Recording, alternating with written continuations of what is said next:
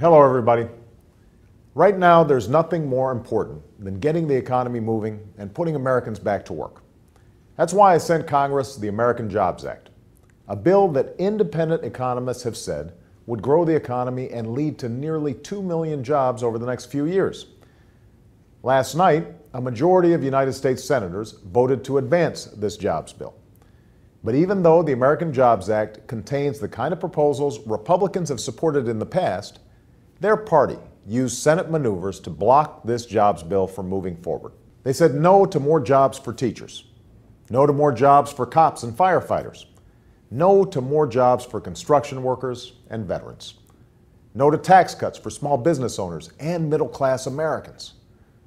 Now, a lot of folks in Washington and the media will look at last night's vote and say, well, that's it.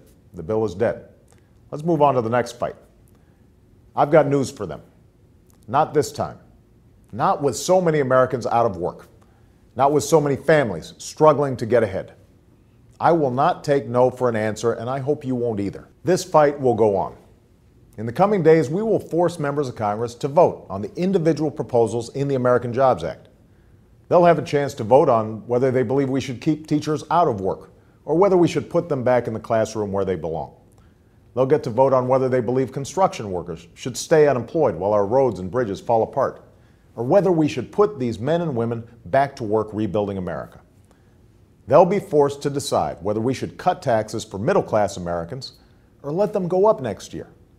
In fact, that's exactly what one of the leading Republican presidential candidates suggested we do during last night's debate. Allow taxes to rise by up to $1,000 next year for struggling middle-class families. That's not how you build an economy where middle-class families can get ahead. That's not how we put people back to work. And we don't have to accept that future. I certainly won't. Last night, I had a chance to sit down and have a beer with some construction workers in Orlando, Florida. These are the people this fight is about.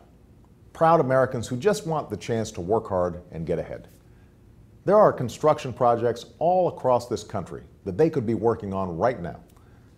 And the only thing standing in their way is this Congress. We can change this. We have to change this, but it's up to you.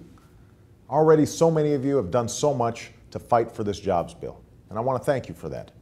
But now we need to push even harder. It's your voice that will make a difference to those senators and congressmen. You're their boss, and only you can make them do their jobs. So if you want action on jobs, make yourself heard.